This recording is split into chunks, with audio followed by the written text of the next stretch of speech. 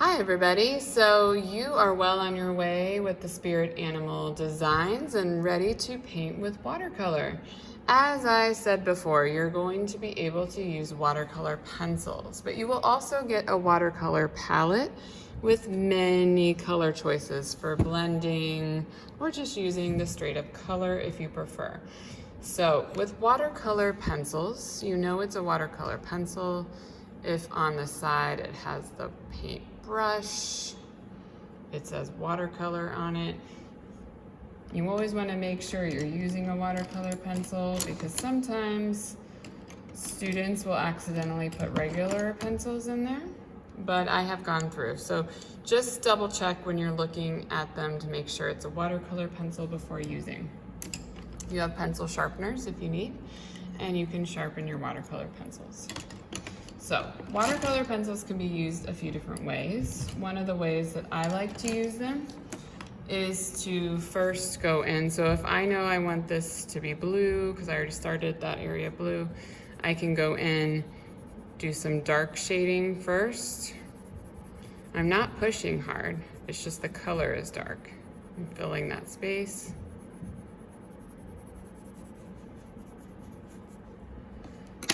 And then I could take my lighter version of blue and go in there so that when I do apply water, those two colors will do a nice blending.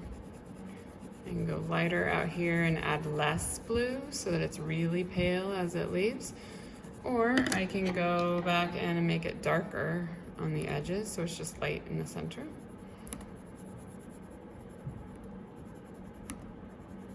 These methods work also with the regular palette, but with these pencils you have kind of control as you work. So you can lay everything out before you start adding your water.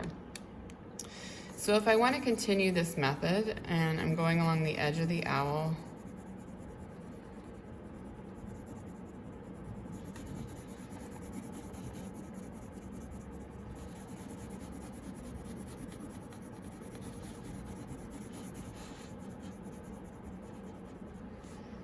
and then I'd switch my pencils and go with the lighter version. You could do this with two different colors too. It doesn't have to be two, like a tint or a shade of the same color. It could be two different colors that you just know work really well together, or you can test it on another paper first.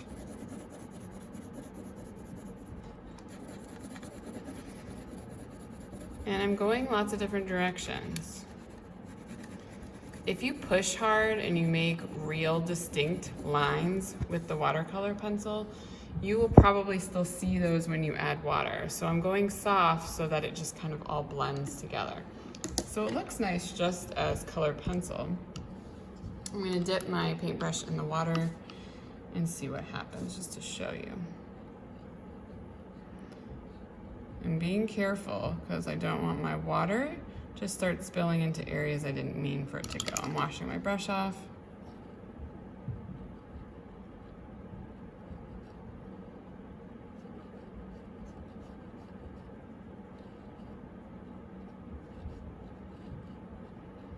So you get this nice blending effect.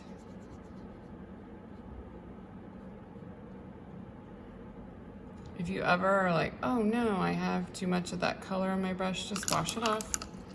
You can use your paper towel and start with just the clear water again.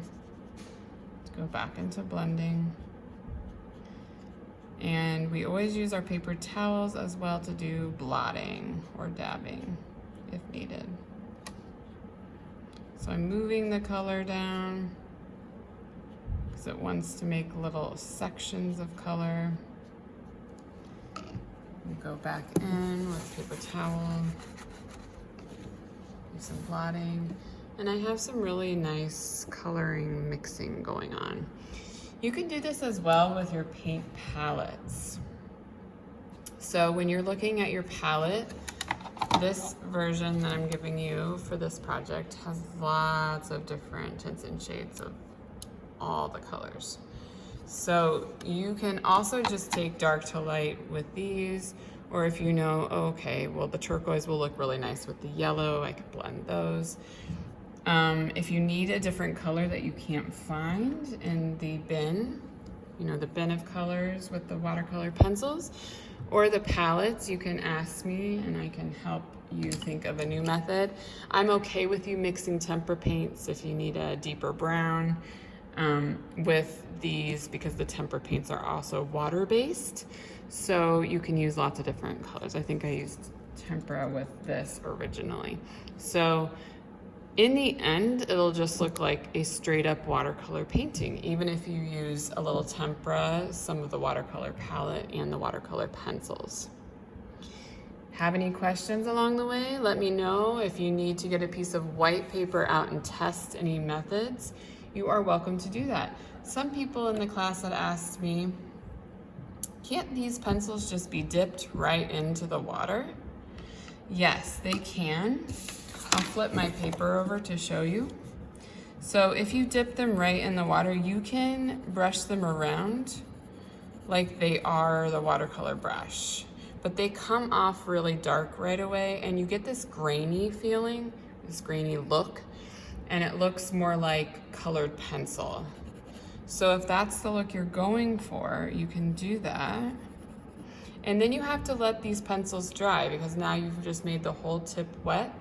And then you want to set it aside and let it dry so no one else uses it, because it's going to confuse people if they think it's a dry pencil and they want to use it to just do some shading before they add the water. So if you have any wet pencils, just set them aside, let your table members know that these are wet and that they should let them dry. So you're welcome to do all these methods and more. I can't wait to see how your paintings turn out.